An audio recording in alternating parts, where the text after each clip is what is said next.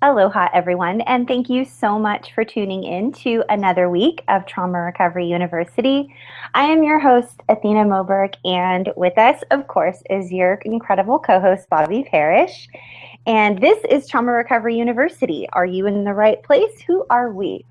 So if you are an adult survivor of childhood sexual abuse, then you are in the right place. If you are an adult survivor of any type of child abuse, you're in the right place. We do talk specifically about childhood sexual abuse.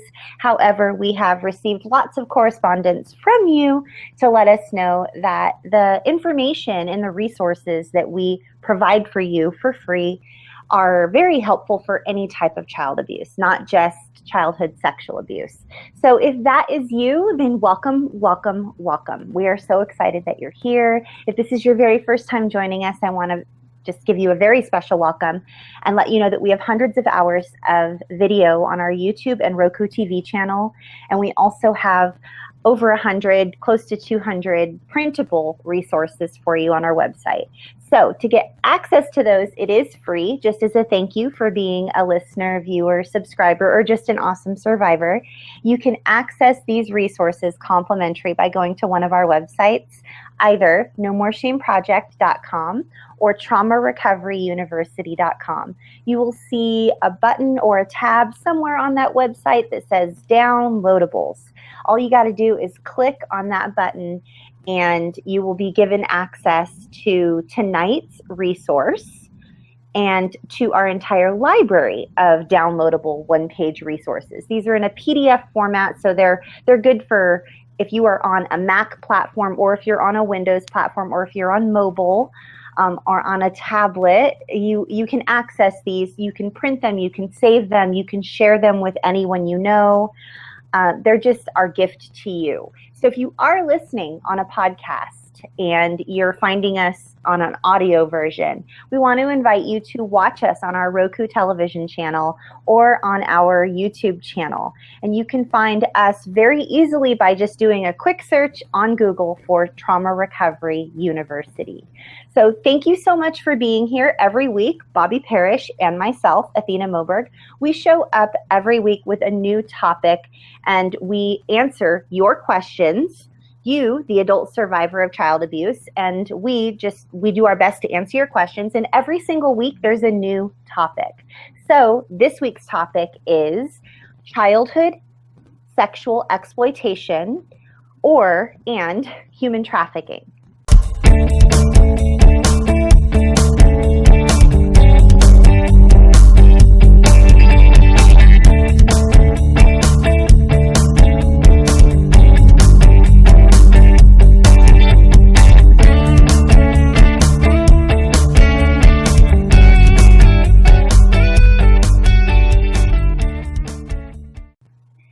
So this is surprisingly a topic that we probably could have covered week one.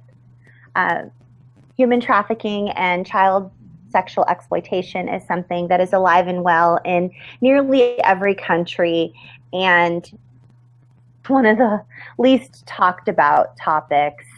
And we are so excited to come to you tonight and bring you very comprehensive research and information and just tips and strategies that will help you if you are an adult survivor of human trafficking or if you are an adult survivor of childhood sexual exploitation.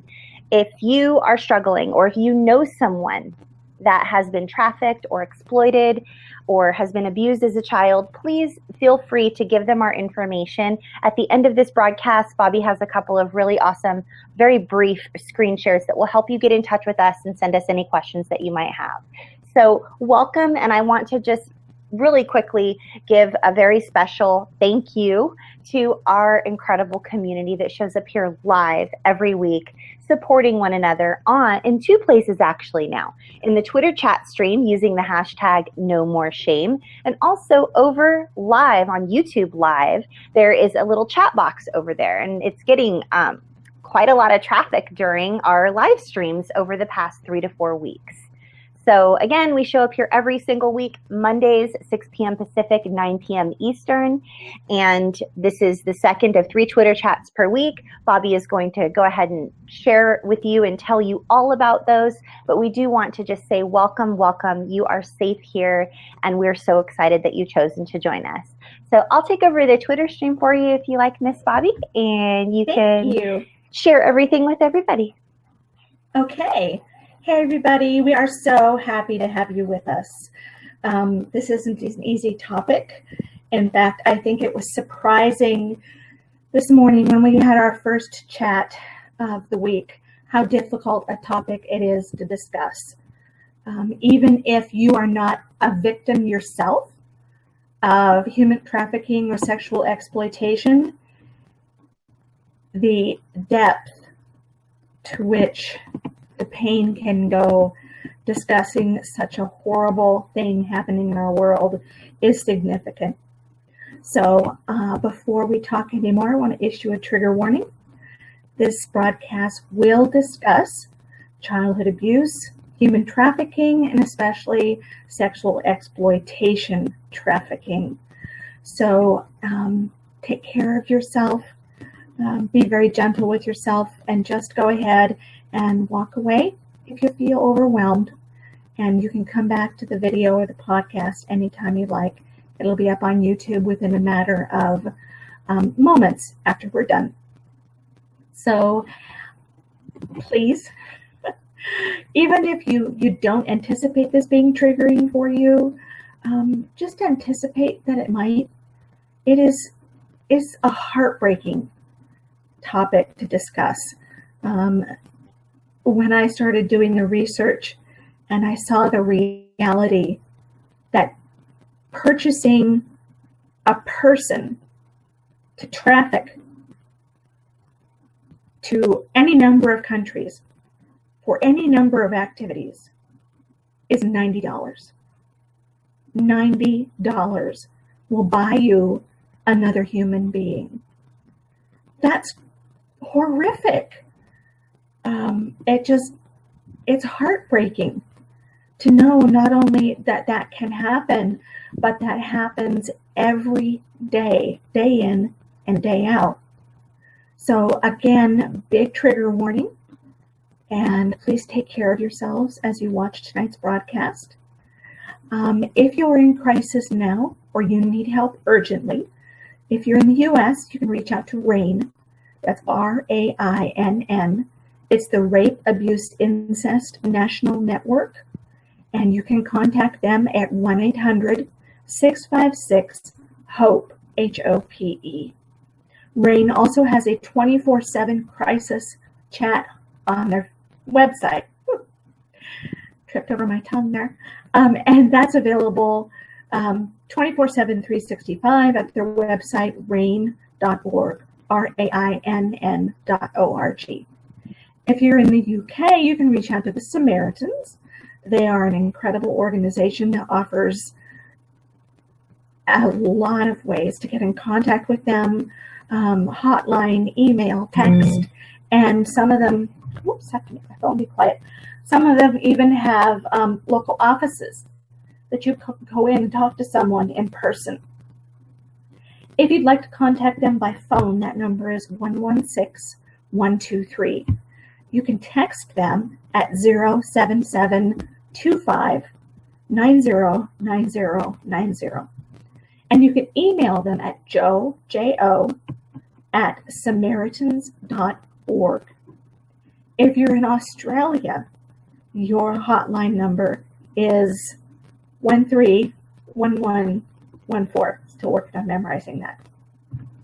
And just for tonight, for everyone's information, there is a human trafficking national hotline. That number is 1-888-377-888. I'll give it to you again. This is the human trafficking national hotline, and it's 1-888-373-7888.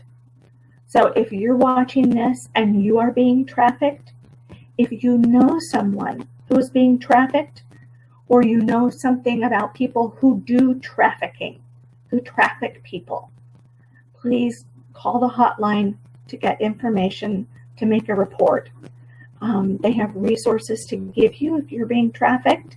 They can help you to be safe. And if you know someone who's being trafficked, they can point you to the right places to help report that and give you information and resources as well. So again, tonight we're talking about human trafficking and sexual exploitation. As I did the research for this, again, it was overwhelming. At any given time, there are between 20 and 30 million slaves being held in the world. I had no clue it was that high of a number. And every year, 600,000 to 800,000 human beings are trafficked across international borders. Some traffickers move the women and men that they exploit from city to country, depending on where the greatest need for their services might be. Traffickers will sometimes follow sporting events, or they will follow concerts with large numbers of people. They will look for places where there are events. They will look for places where there is high customer demand, and they will just move, exploiting from place to place at a rate of 600 to 800,000 people a year. Human trafficking is the third largest criminal enterprise in the world, behind drugs and guns. And I read a variety of statistics, but the lowest number that I found for the profit that this industry makes is $32 billion a year. Just let that sink in for a minute. $32 billion a year profit from trafficking other human beings. Now, approximately 80% of those being trafficked are female, and approximately 50% of those being trafficked are children. The average age of a child being brought into human trafficking is between the ages of 12 and 14. So it's rampant. And if you haven't seen it, it's maybe because you didn't know it was happening, or the places in town perhaps around you where it's happening aren't places that you usually go. But based on the research that I found, it's happening virtually everywhere. I was surprised to find out that one of the places that the hotline gets the most calls from in the United States is right here in Dallas-Fort Worth. And that amazes me, because as I go about my daily life, I don't see any witness of that. But maybe it's because I haven't watched, or maybe I haven't been aware. But I'm going to be a lot more aware now. And we want to talk a little bit about what makes someone vulnerable to human trafficking. And that it's so important that we as survivors realize that we may be very vulnerable to human trafficking, because what a trafficker will do is often the same thing that our abusers have done to us. They will groom us. They will love bomb us and shower affection and love and gifts onto us. And then once they have us trapped in their snare is when the behavior starts to turn. And then if you want to leave, it gets ugly. If you don't want to be sold or prostituted to someone, you'll get beaten food might be deprived, basic necessities. You might not even have access to a bathroom. You might not be allowed to sleep. So it's a process of being, just like it is for those of us, many of us survivors of childhood abuse, of being taken down to nothing, so that you think the sexual abuse that is happening to you is love and affection, which it's not, but you have been so convinced that you are worth nothing. You have been so convinced that you don't deserve anything better, that within that, what's going on inside your head, you actually believe that what's happening might be what you deserve to happen. And for those of us who are abused as children, we know that feeling, and we know that self-blame, and we know that shame. And a trafficker plays on that. And so they will look for people who they think would be easy to groom. They look for people who they think won't be missed. They target runaways. They target drug and alcohol addicted people. They target the homeless.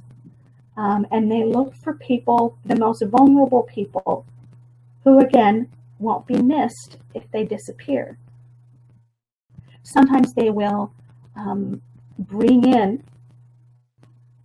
young girls, boys, to be exploited, and they will get them addicted to drugs, so that the young person then is reliant upon their trafficker in order to get this steady supply of drugs that keeps them from going into, a horrific state of detox.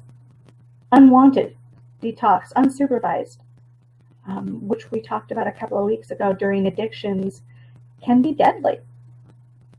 So I want us to be aware of how important that we need to be on our toes for looking for predators, for people who might try and take advantage of us. And I want us also to be aware of who else traffickers seek out, to look for the least of us. I read several articles about how traffickers are preying on those that are in the refugee camps from Syria. So the people who are trying to escape the war end up in refugee camps where traffickers come to prowl. Someone in chat this morning said that they had experienced in the country that they lived, where they had Syrian refugees, and they had unaccompanied minors who had come in and had come into the refugee camps and into the cities, and they had been disappearing because human traffickers had found them. And again, they're looking for the people who won't be missed. They're looking and they're preying on the most vulnerable of us. Sometimes families who are stuck in the refugee camp will sell a child to a trafficker because their choice is either starve, the whole family starves, or they have one more family member that needs to come out of Syria for what other reason. They're in a desperate situation, and they will in turn sell a child to a trafficker. So again, it's the most vulnerable of us, and we really need to be aware of that and to provide protection and help where we can. Athena, what kind of questions are we getting as I'm sharing my statistics and facts here? Thank you. I didn't want to interrupt you because you were on kind of a roll, so I wanted to let you finish your thought. Okay, so we have a couple of questions. They're both along the same vein, and I would love to answer, and then I'll hand it over to you for you to give your answer. Does that sound good? Absolutely. Awesome. So Lucy would like to know, Why does this type of abuse, meaning trafficking and exploitation, where you're either traded or sold for goods and services or for money, why does this type of abuse leave us feeling like all we are worth is what we can do to please others, and how do we break it? So I will take a few minutes to answer and hand this directly over to you, Bobby, while you go over and hang out with everyone. You bet. Thank you. So you guys, if you guys have been here for any amount of time, you've hung out with Bobby and I for a couple years now, and you know that this is our passion. This is our life's work, and we're not just here because we decided this is something that we want to do. Like, we're here because we're survivors, and we're standing next to you, hand in hand, stronger together, all of us. I want to answer Lucy's question directly. I want to just look at you. I just want to look at you in the face, Lucy. I know you're still here, and I need you to go practice self-care after you're done hanging out here for a minute. But Lucy, when we've messaged quite often over the past couple years privately, so I get you, you get me. When we are not only unwanted, but the people who are supposed to love us and protect us and care for us and provide clothing and shelter and food and love and acceptance and kindness, when those people decide that all we're worth is a few bucks or a manicure or pedicure or some groceries or some yard work or whatever few dollars, like Bobby was mentioning earlier, $90 is the average cost for a human these days. And that's with inflation. Imagine back in the day, you and I are close to the same age. Maybe the dollar amount back in our day was $40. That was the cost of a mani-pedi back in the day. When that is how we are effortlessly discarded by our loved ones, our caregivers, our moms, our dads, cousins, aunts, uncles, neighbors, or whoever it is that decides to traffic us or trade us, all we can fathom in that moment is that they're right. We don't have the wherewithal as children to say, but wait a second, I'm a human being and I have value, and I was fearfully and wonderfully made and created in God's image, and He is my protector, and I am beautiful and I'm strong and I'm uniquely gifted and I'm talented and I have purpose, and I'm going to help people someday, and I'm going to help change the world, and I'm going to advocate for others, and I'm going to have pets and children and make a difference in the world and be a contributing member of society. What are you thinking, giving me away for just a few bucks or a mani-pedi or some groceries? Or what are you thinking, giving me away to my grandfather who trades me out to his friends? We don't have the wherewithal in our child's mind to reason as an adult. All we know is what was modeled for us and the message that was told to us and ingrained into us, either verbally or non-verbally. So through words and actions, we were told that we were worthless. Okay? And then we were told conflicting things like, but I love you so much. You mean the world to me. You were a gift from the Blessed Mother. Or whatever it is that we got told when it was in the idealization phase or when the grooming was going on. Here are some treats. Here are some clothes. Here's a teddy bear. Aren't you hungry? Then you better do what I say. When you're given those conflicting bits of information, it's crazy making. It's a double bind. And if you guys are students of mental health, many of you here are, I've seen the Twitter feed so far tonight. Google the double bind theory of schizophrenia. okay? And you will find the recipe to destroy a human being, a human soul.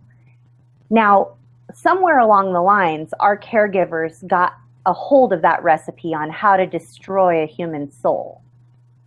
They either got a hold of that recipe by means of being passed down from generation to generation by their mothers and fathers or their grandparents, or they decided one day that that's what they were going to do, or perhaps they're sociopathic or psychopathic or antisocial in nature. Again, Google those terms. I'm not using them as a slang term, as a derogatory term to describe someone I don't like because they're just unkind. The people that discarded us so effortlessly, perhaps they're not well in the mind, but as a child, we don't get to go, you know what? I do realize that my family members seem to be mentally unstable. Perhaps they need mental and emotional health, or need professional help for their mental and emotional health. And what they think of me and have said to me don't matter. I know that I'm valuable. We don't have the capacity, Lucy, to reason that way. We don't have the wherewithal. All we know how to do is what we're told, and all we know how to believe is what we're shown, what's modeled for us. Until we get older, okay, we can't unbake that cake. But once we realize that something's not right, the second part of your question is, how do we break that? How do we recover from it? This is my answer to you, okay? The very first step is finding out the truth about yourself, okay? Aligning yourself with people, finding someone who actually will, a safe person who will listen to you and tell you the truth about yourself. Oftentimes this is a mental health provider, a counselor, a therapist, a psychologist, a psychotherapist, a psychiatrist. That's the first step, I believe.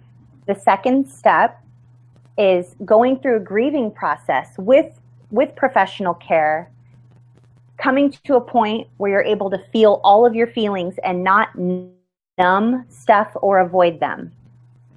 Please know that if we numb stuff or avoid all of our feelings, the deep pain, the grief that we feel in our gut, like in our solar plexus, where everything in our whole body aches because we just can't fathom that this is our reality, because it just defies all logic.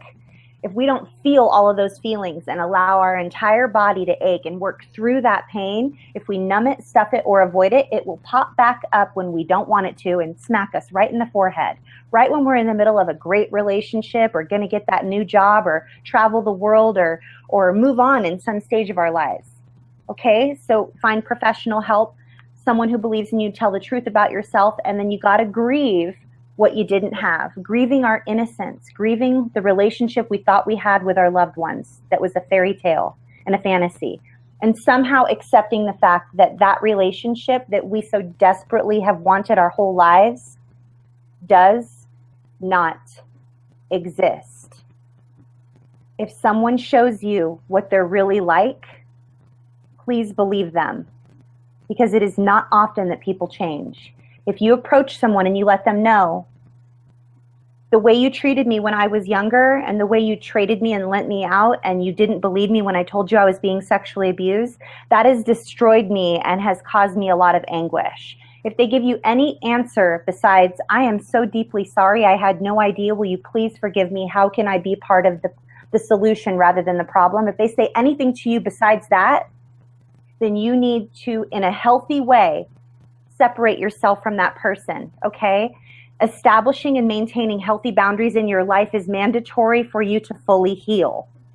This may mean not allowing certain toxic family members to send you text messages or phone calls. This may mean not showing up at Thanksgiving or Christmas or Hanukkah or Kwanzaa or whatever holiday it is that you decide to celebrate.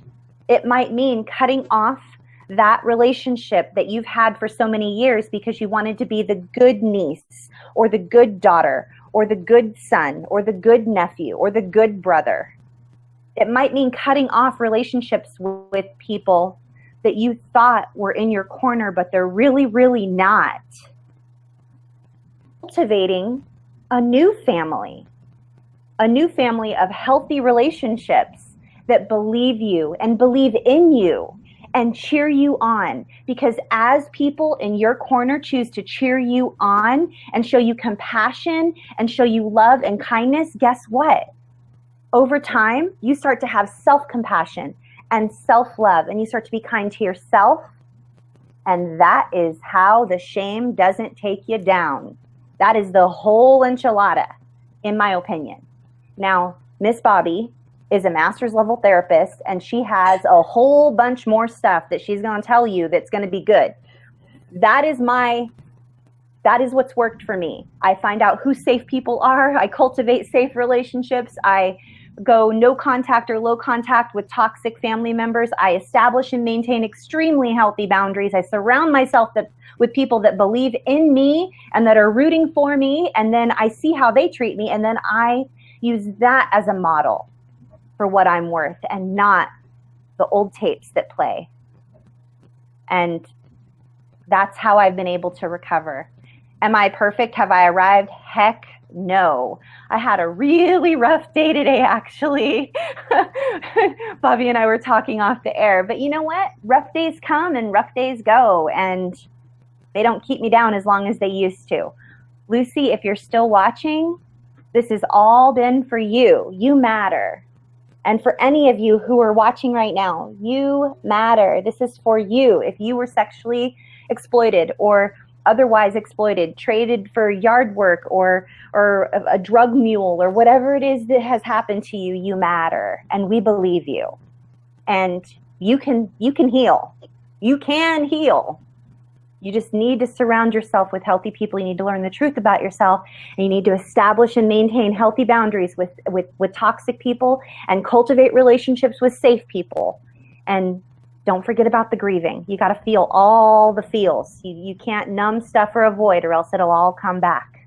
So to me, that's the whole enchilada. I'm going to step off my soapbox right now. I feel like I have my little mama bear going on there. But Lucy, you matter. I believe in you. The growth that you have exhibited in the past year or two is astounding. Whatever you're doing, keep doing it. Keep seeing that helping professional. Keep surrounding yourself with safe people. Keep reaching out. Keep doing what you're doing, because you're healing. I know you're not healing fast enough, because we always want it faster. But man, you're doing great. And we believe in you.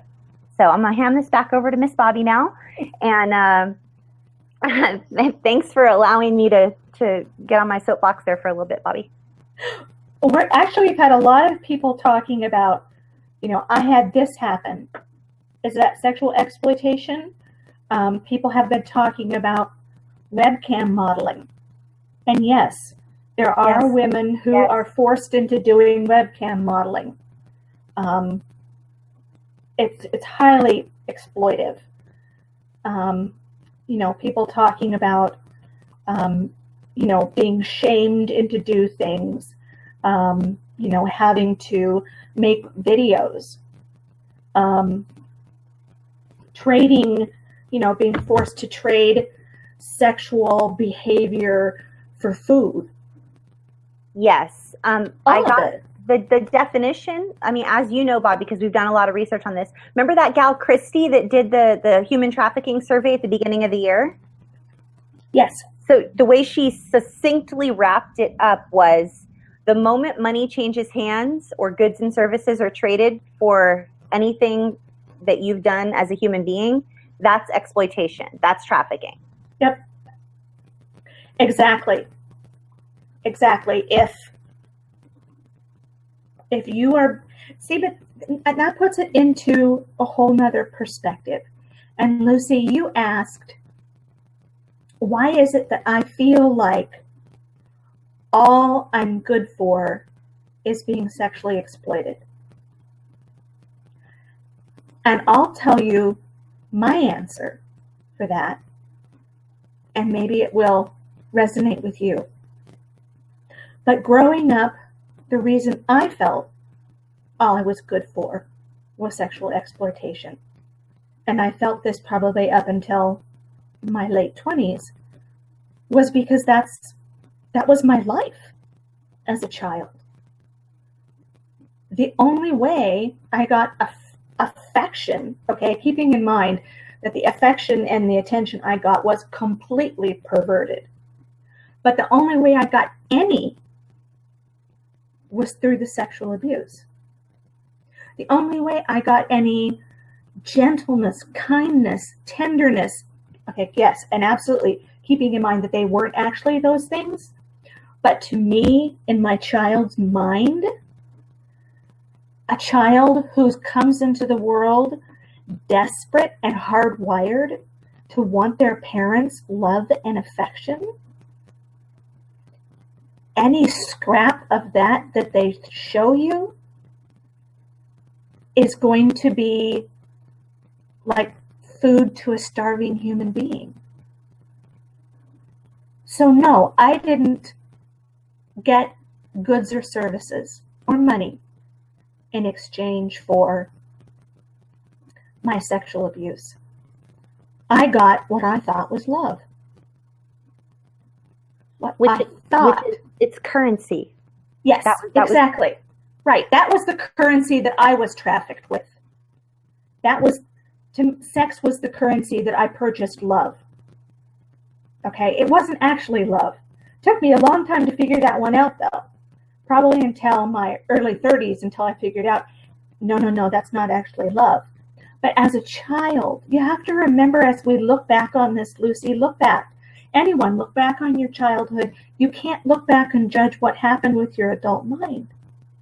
You were a child then. And the only thing you had was your child's mind to evaluate what happened and why you made the choices you did. And that drive to get approval and affection from our parents is one of the most powerful drives that we have as a child. And so I thought that sex was the currency by which I bought love. And so when you look at it that way, yeah, that's why I thought it was through sexual exploitation that's all I was good for, because that was what I was taught. And then I went out into the world and I traded sex for currency. I thought I was buying more love, but I wasn't. And it wasn't until I realized what love really was that I realized there is actually nothing that happened back then that had anything to do with love. It had to do with exploitation and selfishness and maliciousness and wanting to fulfill their own desires rather than having any concern for me. So that's why you feel that way, Lucy. That's what you were taught to feel. You aren't feeling the wrong way. Yeah, and how do you change those? You find people who will help you learn love the true and healthy way. The more that I have worked with survivors, the more I have come to understand that the issue of connection is a critical part of our healing. The connection we had with human beings when we were children was horrific. It was used to exploit us. It wasn't used to love and nurture us. So we grow up feeling disconnected, and we grow up feeling lost. And the way to become connected again, the way to find our place, is to develop connection with healthy human beings who love themselves and who love us and teach us that skill that we should have learned in childhood from healthy parents, which is A, what healthy love is, and B, how to love ourselves. I think I've talked about this before, that horrible adage that used to get thrown at me all the time when I was in recovery. Nobody's going to love you until you learn to love yourself. but I didn't know how to love myself because nobody had ever showed me. I didn't have a role model. I didn't have that as a child. It wasn't until I found a therapist who showed me what unconditional love was that I finally went, oh, I get it now. I get it. That's what you need, Lucy, are some people in your life who will stand there and say, I love you unconditionally. And then you'll learn how to love yourself. And you'll find connection. And you'll find your place in the world. And you won't feel lost. And you won't feel alone. And you won't feel like every gust of wind will pick you up like a leaf and blow you off somewhere else. That's a big piece of how you tackle that learning that got thumped into your head as a child, that you were only good for one thing. Connection. So I see a lot of people on the Twitter stream tonight talking about how they were exploited. And as Athena and I define what exploitation is, I'm sure that there are many of you out there going, I had no clue. I didn't know I was exploited. I didn't realize that when I was forced to do A in order to get, the food I needed to eat for the next week, or if I did B, then, so-and-so gave me a couple of bucks and I could go buy food, that I was trafficked, that I was exploited. So if that's you, if you're just coming to understand that what happened to you was exploitation, be kind to yourself. Okay, take care of yourself. That can be a hard reality to adjust to. It's a cruel thing, and it's sometimes hard to come to terms with the fact that people did such horrible things to us. So if you're coming to terms with that, with you in your life, come back next week. We're going to talk about how to accept the reality of your abuse, 2-hour special. But for tonight and for this next week, or for whatever time it is, if you're watching on a video replay, be kind to yourself. Hey, Bobby. Make a connection. Yes. Perfect timing. Yes, ma'am. Make a connection. Definitely. I didn't mean to interrupt you. Make a connection. No, you're good. Eyes Anew says, I was gifted for someone's birthday for about a day. Not trafficking or exploitation exactly. I want to politely disagree with you. Minimizing much. Love you way too much, girl. Love you way too much to allow you to say exploitation or trafficking. Because I want to break this down for a moment and say, when you give someone a birthday gift, you usually buy it at the store. You usually buy them a card, or you make them a handmade card. Or if you're giving them a gift, it's something you made or you bought. To gift someone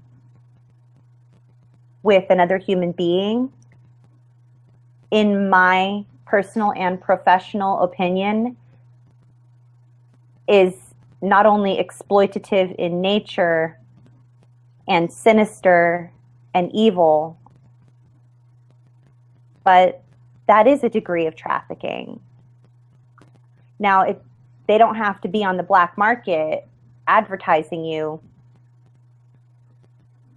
and auctioning you off to the highest bidder to have that be exploitative in nature.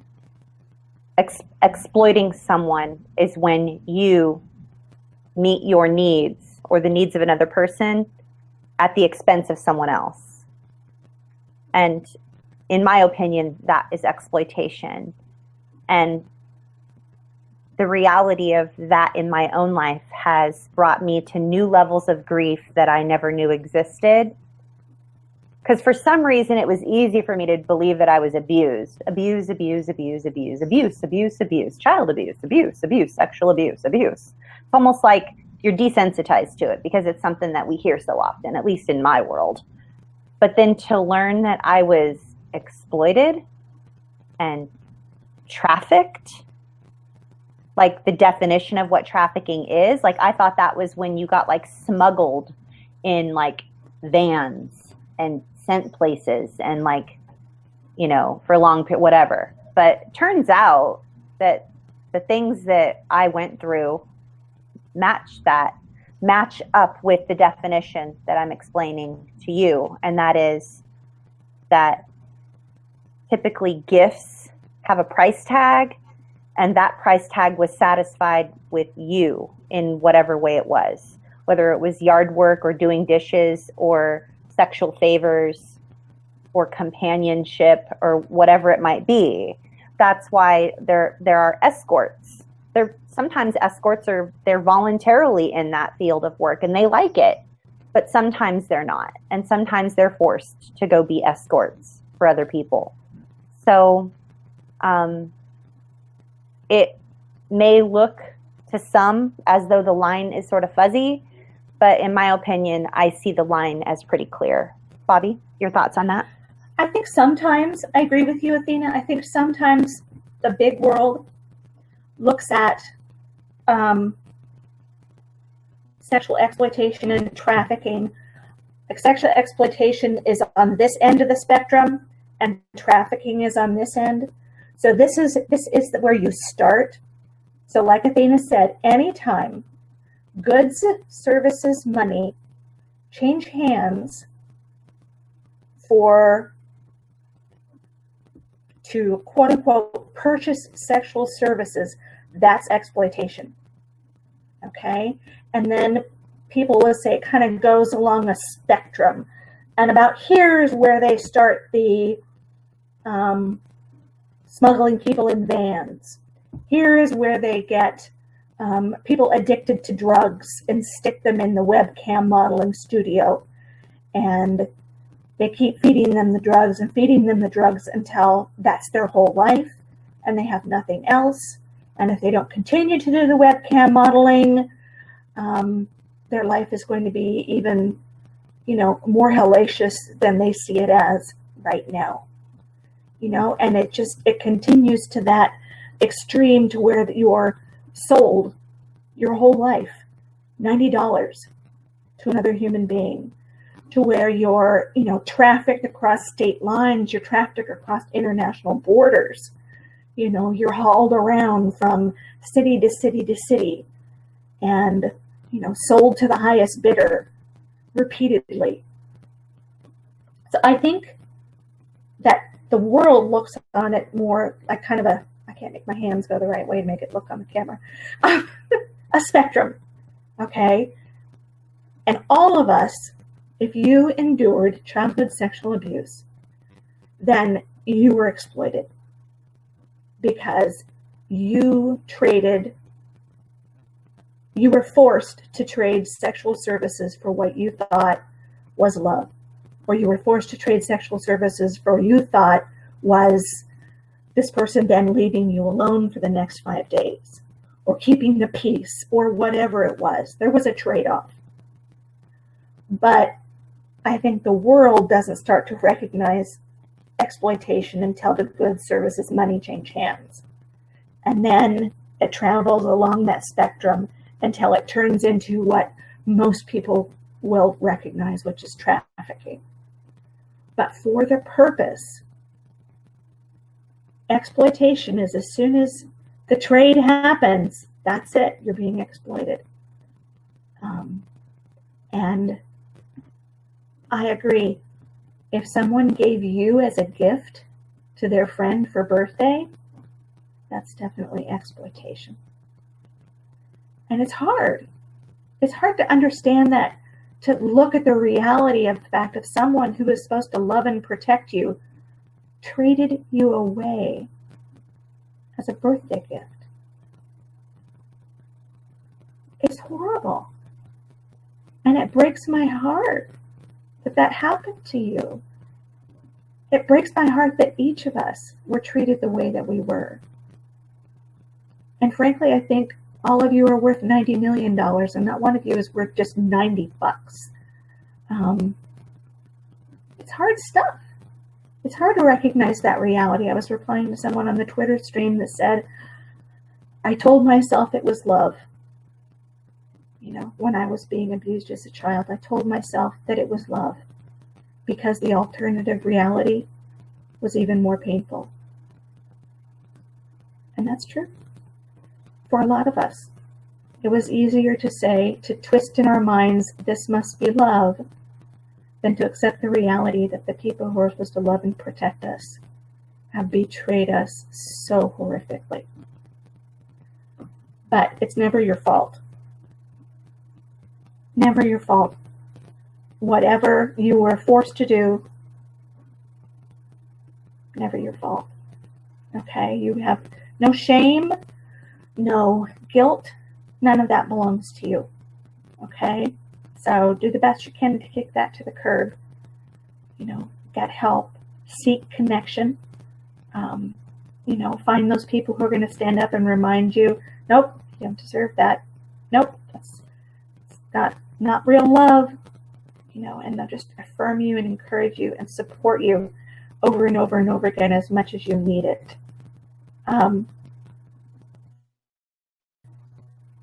Let's see. Hey, Bobby. Uh-huh. I just wanted to just say something really quick. We have a lot of people needing to step away. This is a really painful discussion to have. We've had several people have to step away. You guys know, like, we honor your need for self-care, and we want to gently and firmly remind you that your well-being is way more important than you being here to show support in solidarity to your survivor friends. We appreciate you endlessly, and we love you to the moon and back, but your health and well-being matter more than your support here, and everyone would agree. So please step away and be kind if this is triggering for you. If your mouth feels dry, if your hands feel clammy, if your stomach is starting to sort of feel queasy, if your breath is shallow, go ground yourself, run your hands under some cold water, touch some ice cubes perhaps. It helps disengage, and sometimes our brains get hijacked by our amygdala. So please just be kind to you. Bobby, what I was going to say while you were talking, I wasn't going to share this actually because I was minimizing. And then as I lovingly called out Aizanu and didn't allow her to minimize, I decided I was going to share something. Is that okay? Oh, absolutely. Okay, so I shared this with you once before about 2 years ago, maybe 2.5 years ago, Bobby. Okay. But it pales in comparison to everything else that I've sort of been through. So I minimized it just and acted like it didn't matter. But it came back today to me, and I shoved it aside and didn't allow myself to feel all my feels. I sort of allowed myself to busy myself. So here goes. I'm going to share this with you guys. One of my most distinct memories of my childhood, and I know you guys know the whole wah-wah story about me being unwanted. Like, you guys get it. I wasn't wanted. I was told that I was supposed to be aborted. And I was told over and over, I wished I would have had an abortion. But it didn't really end there, you guys. Like, I was just passed off. Like an old blanket, or like hand-me-down clothes that you don't want anymore because they just don't fit quite right, or they're a little snug, or you grew out of them, or they're just not this year's style. I had a friend in high school, and I remember going to stay at their house for like a while, like just for whatever reason. And when I was even younger than that, I was in elementary school actually, my mom called up my grandma and told my grandma that she didn't want me anymore and that she needed to just give me away for a little while. And I remember one summer getting passed off to my aunt's house. Luckily, my aunt was really, really nice. God bless you. Sorry. No, God bless you. I think I heard you sneeze. But I was just sort of passed around, you guys. Like, I know that I've heard, and it seems almost redundant to mention it, but like, I think what's hitting me, I haven't verbalized this out loud. I'm sort of thinking this out. I'm thinking out loud as I'm saying this to you guys, so please bear with me. I think what hurts even more, how twisted is this? How twisted is this, that this is how my mind is thinking right now, you guys? Oh my gosh. I wasn't even valuable enough at one point in my life to be traded for anything. Like, it was just like, get her out of here, like, for free. Kind of like the old sofa that you stick out at the end of the driveway with a sign that just says, take me. Or like the washer machine with the black spray paint on it that says free. Or like, just like garbage that you put out, like to the dumpster, like, take this please, I'm done with it. And like, I don't know, that for some reason hurts. Again, I'm saying this out loud and going, that sounds really effed up, Athena. But I feel like at least if I was like traded for something valuable, like it like raises my value in some way. But I was just sort of like given away and like passed off, like for free. And that's really effing bad. Like, for some reason that feels way worse. And I know it's not. Like, I know it's the same maybe. But I don't know, Bobby. Do you care to talk me off the ledge here for a second? Because, I mean, I understand what you're saying. I know the way we have framed this years ago, which I haven't thought about in a while, was that I was traded for freedom. Yes. They wanted freedom. Right. They wanted time to themselves. Oh, and it's often been said that time is our most valuable commodity. So that's almost better than being traded for like a mani-pedi or like yard work, right? Like, but for some reason it feels way worse. So, well, again, I'm using humor as a redirect because I'm really, really, really fucking crushed and in pain right now. But can you make some sense of this just for a second? Just for, we're on topic here. It absolutely makes sense, Athena. I mean, it's one thing to feel like you were traded and you got love in return, no matter how perverted it was. But to be told you have no value? None? Of course that's painful, sweetie. And I think it has more than, to me, there's an element too of you're not worth being taken care of. Because I think she passed you off for a couple of reasons, and one of them was time, but the other one was responsibility.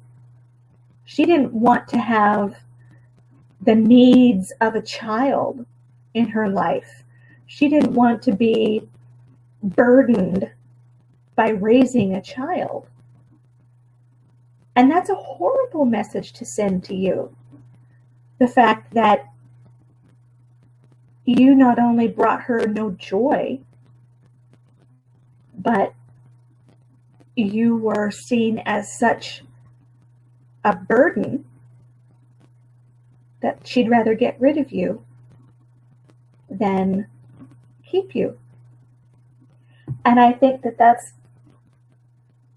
so hard, especially for people like you who love their children, love their child so much. It's incomprehensible to you that a mother could give a child away. And so I think that inability to wrap your mind around it and understand it makes it harder. And I know as human beings, we seek to make meaning of what happened to us.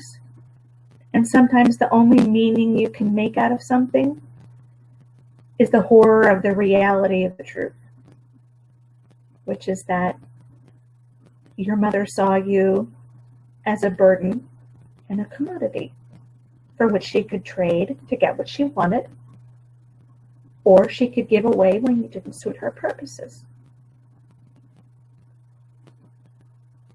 Does that make sense? It does. You okay? Yeah, I think I am. I'm grateful that I think I'm just grateful to have you. Thank you for validating. Validating. Very much so. I validate it 200%. Thank you. I feel like you validated my existence and my confusion and my fears and my confusion and my confusion. It's just so, I'm sorry, but the mind fuckery that goes on. I mean, earmuffs, if you have little ones watching, hopefully that's why this is for adults only, peeps. But, you know, I'm sorry, but the mind muckery, as you usually will say instead of what I just said. But it's just so, all of it is. I'm not like, this isn't, all of it is. All of our stories, every single person here, you, me, you, all of you, every single one of our stories is unique and different and the same. And it's all wrong on so many levels wrong. And I just am grateful that I was able to just sort of like spit out what I couldn't wrap my head around for a second and have you validate it. So I just thank you.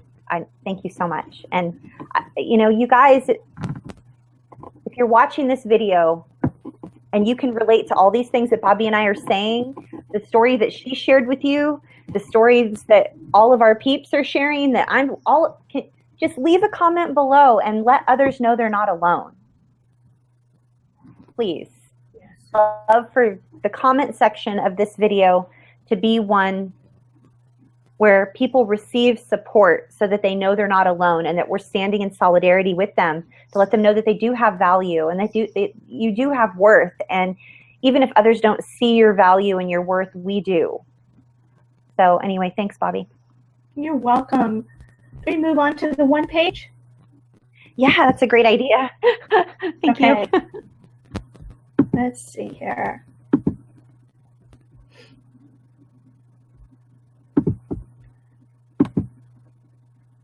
Yay. Okay. So again, if you would like access to this one page, you can go to our NoMoreShameProject.com website, click on the tab that says Downloadables. Every one page for every video we have done is there. They're yours. They're free. Just print them off or, you know, save them in a folder on your desktop, laptop, phone, and use them whenever you need them, however they'd be helpful for you. So I'm just going to read through this, add a few comments as we go along, and then we will wrap the broadcast up. So approximately 20 million people around the world are currently living in slavery. Every year, 600,000 to 800,000 people are trafficked across international borders. The average cost of a human slave is $90, which is less than the cost of an animal in many civilizations. And you know, that's interesting because we lost our dog last month, and I have been looking at dogs online, and some of these dogs can be $1,500 for a purebred this or that. And so the reality that it costs less to buy a human being than it does a dog is crazy. Human trafficking is the third largest criminal enterprise in the world, earning traffickers at least $32 billion per year. And that's on the low side. I saw other statistics that estimated into the $100 billion range. 8 out of 10 individuals currently held in slavery are trafficked for the purposes of sexual exploitation. The remaining numbers are trafficked for the purposes of forced labor, such as smuggling drugs. Although figures vary, at least 55% of those trafficked for sexual exploitation are female, and up to 50% of them, meaning of the total, not just the females, are under the age of 18. Traffickers find victims by preying on the vulnerable, runaways, those addicted to alcohol and drugs, and even refugees. Some victims are forcibly kidnapped. Others are enticed into trafficking with grooming. Other victims are sold to traffickers by their family. Within our survivor community, there are several who were sold or traded and exploited by their own family members. Often, traffickers prey upon those they feel will not be missed if they disappear.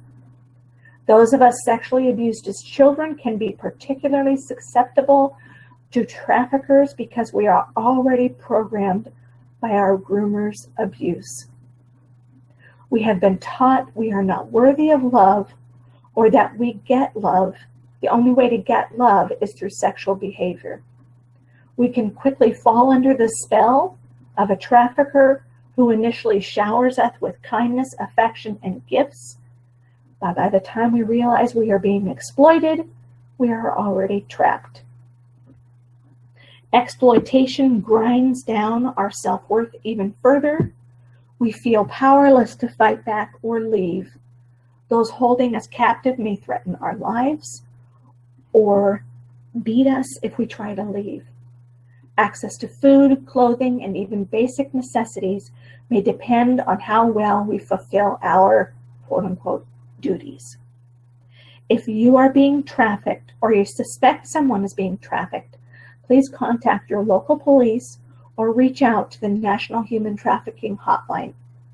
And that number again is 1-888-373-7888.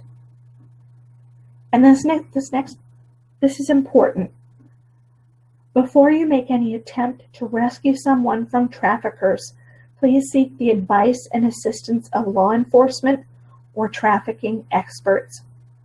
Victims of sexual exploitation are often at risk of grave danger, even death, if they attempt to escape from their captors.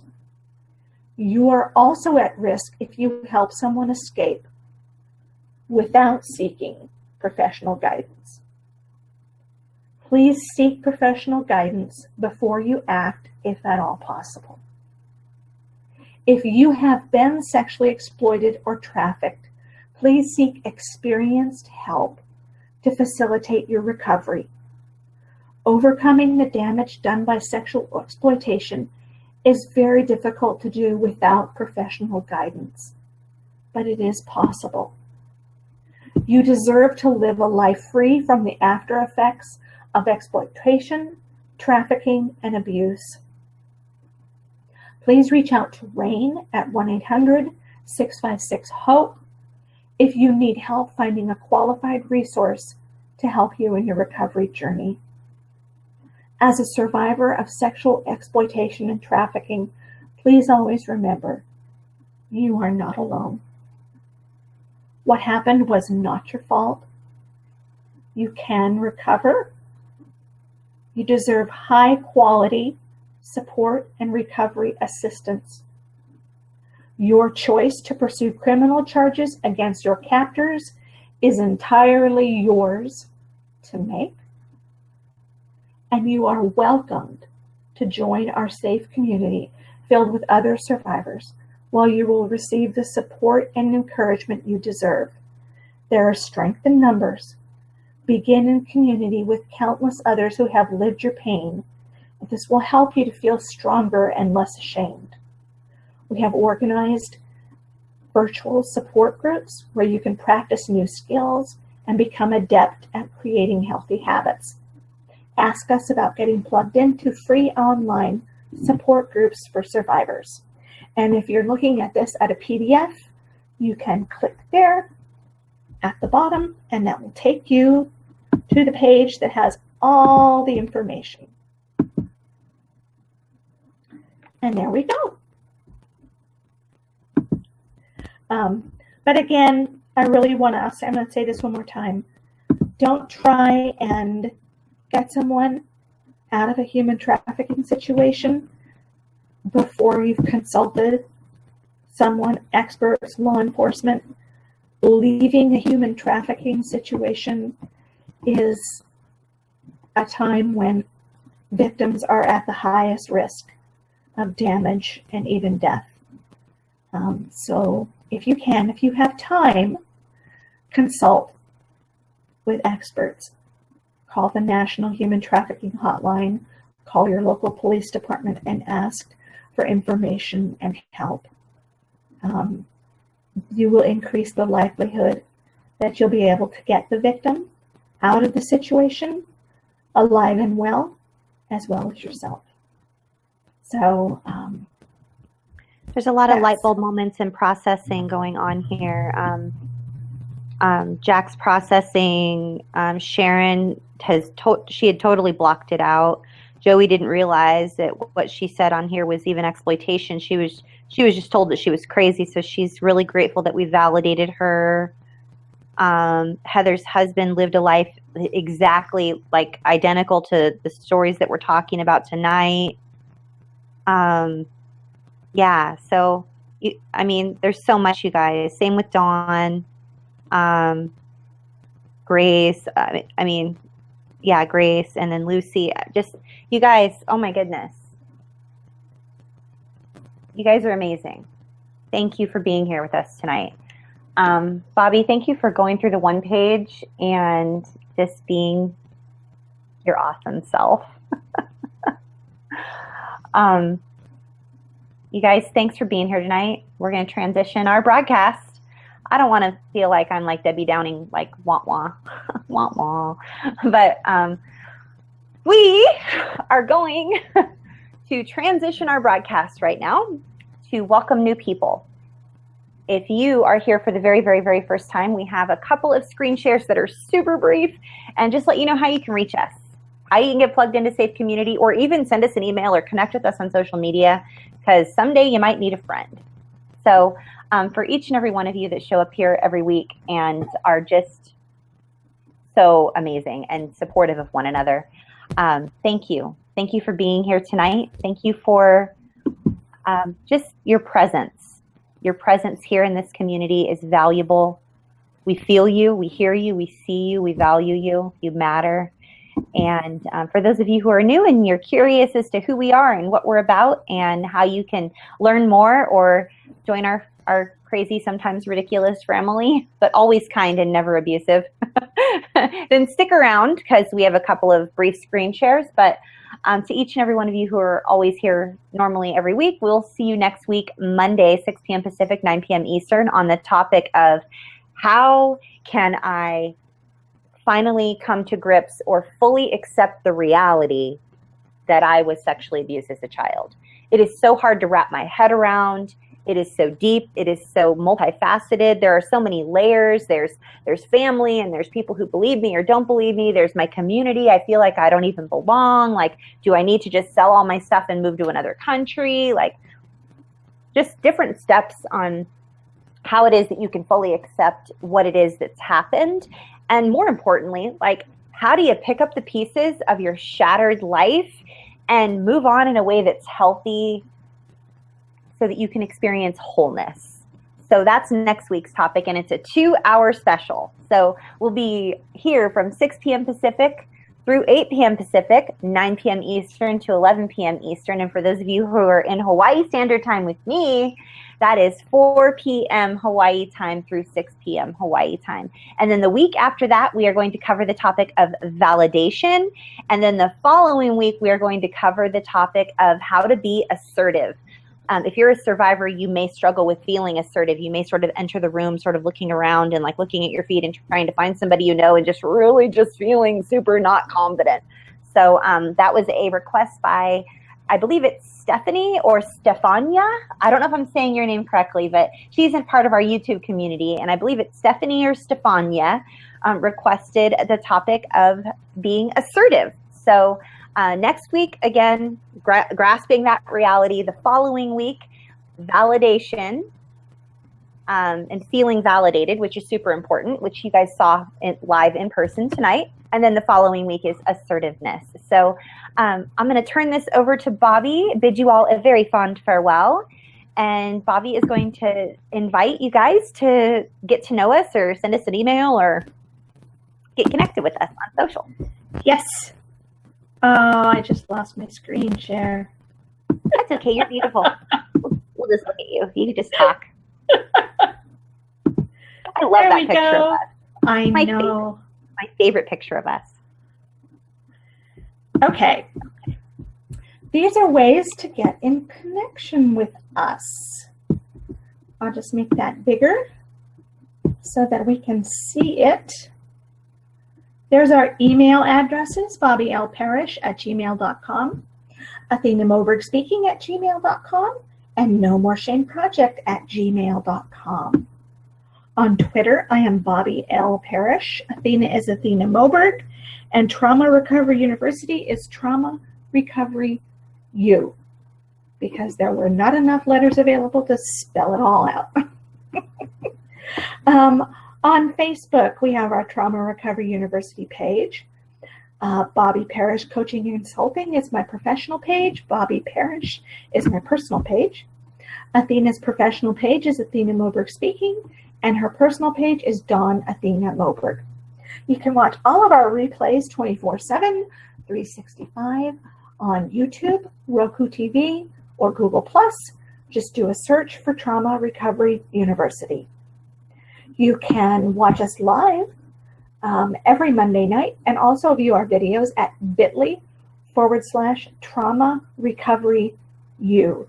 And those capitals, they matter. Pesky bit.ly. Oh, there you are.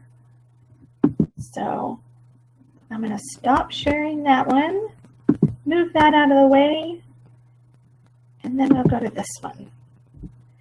These are ways that you can connect with our free resources.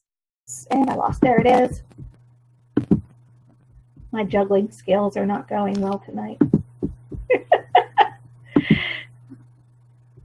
These are ways that you can join into our safe community. You can take part in any and all of these as often as you would like, or as little as you would like. We have 3 Twitter chats. The first is on Monday at 10 a.m. Pacific, 6 p.m. GMT in the UK. And hashtag for that is CSAQT, Child Sexual Abuse Question Time. And then there is our video and Twitter chat, interactive video and Twitter chat, which if you're watching this live right now is what you're participating in. You can use the hashtag No More Shame. It's at 6 p.m. Pacific, 9 Eastern, and Tuesdays at 2 o'clock in the morning in the UK. And then Tuesday evening, the hashtag is Sex Abuse Chat, and this is at 6 p.m. Pacific, 9 Eastern, and Wednesdays at 2 o'clock in the morning. If you would like to join one of our support groups, we ask that you follow this 4-step process because it's just the easiest, fastest way for us to get you plugged in. Please like the Trauma Recovery University page. Send friend requests to Athena and I. Once one of us has accepted your friend request, then send us a private message saying something like, I'd like to heal in safe community. Don't send it before we accept your friend request, or it goes into the infamous other folder and we get no notifications that we have messages in there. So once we connect with you, we may ask you some questions if we don't know you. from Twitter or a personal event or Facebook. The reason that we may ask you some questions is to make sure that you are safe to belong in our Facebook groups. We have worked very hard to create a safe environment for the more than 200 people that are in our Facebook groups, and we very much would like to continue to protect that, and so we might ask you some questions just to vet you.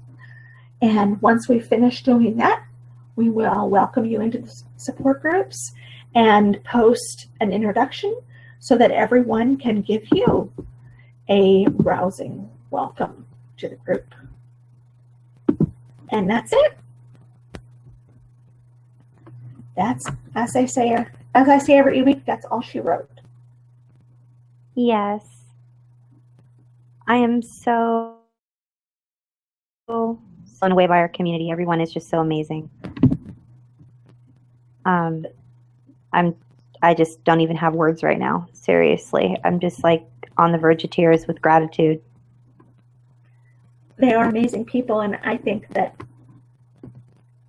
you know, all of you who watch and tweet and share on Facebook, that we don't misunderstand the value of what you do. And you are the reasons why this community is as successful as it is, because you take each other and you encourage each other and support each other and never provide judgment. In fact, more often than not, it's a big old, hey, that happened to me too, or I understand that, that's horrible. So we are so grateful. You know, Athena and I get up, we do the videos, we do the chats, but without all of you out there doing the work that you do, what we do would be pointless. So the power and the magic happens within our community because all of you are as graceful and compassionate and encouraging as you are. So don't forget, come back next week and we'll be talking about accepting the reality of our abuse, which is a hugely painful thing to do. So we're going to be talking about that, pain, and then validation, and then assertiveness. That's a good trifecta lineup. Yeah. Because I feel like accepting the reality of tonight is part of accepting the reality of everything, you know, like it's like in progression almost. And then to have a flood of validation and like validating statements and ways we can validate, and what is it, what part does validation play in our healing journey, and what is the greatest validation we've ever received from, I mean, just the topic of validation itself is validating, you know. So of course is, you know, that's part of healing, I think, like showing up in the world confidently. Like assertiveness plays a really huge role, but it's almost like I said, like in progression, like, yeah, you know, assertiveness too is asking for what you need. And for those of us who are raised to be punished for asking for what we need, being assertive is scary. So it's very important. It's an important part of the recovery process. And it's something that we were taught not to do. Like we weren't we weren't only just never taught. It's not like riding a bicycle or riding a horse or calligraphy or how to play the clarinet. Like it's not just that you didn't do that and you weren't taught that in a class. It's that you were specifically trained to not do that. Like it's almost like when you reach for something and then the ruler is slapped on your hand. We were taught to not be assertive. The moment we would assert a need or communicate a need, we were either smacked down or otherwise shown by either words or actions that communicating our needs was not only wrong but futile. It was it didn't matter. Like it was a futile attempt at, I mean, I just, even if you communicated the need, it wasn't going to get met. So now that you're an adult and we're sitting here telling you, read the Safe People book and establish healthy boundaries and read the book, and that involves clearly communicating your needs. And that is terrifying, because if our needs are not met as children, communicating our needs as adults, counterintuitive. Not only does it feel counterintuitive, but it feels as though we're setting ourselves up for failure. Yes, it feels very vulnerable. Yeah. Yeah. Oh my goodness. Wow. Well, I can't wait. We have a great month ahead of us on this channel, you guys. Very special thank you to our Roku family. Thank you for all the 5-star ratings. I checked the other day, and I mean, there's like 27 or so. I don't know. Anyway, it's a lot. We're blown away. Bobby mentioned a few moments ago just how humbled and honored we are that you guys are here. Are the reason this community is beautiful. You guys are the reason this community is successful, and we're grateful to each and every one of you. So thank you, thank you, thank you.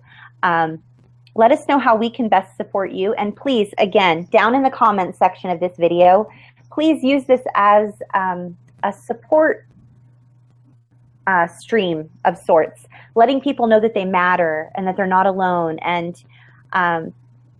just if you would just let us know how we can best support your recovery journey, because we love having you here. We have videos on so many topics. There are hundreds of hours of videos, and we have printable resources for you, and we're just so grateful for each and every one of you. So this is Bobby Parrish, and I am Athena Moberg, and we love bringing you everything you need for healthy, informed trauma recovery. Subscribe to our channel and share it with somebody you love. Thank you so much. See you next week.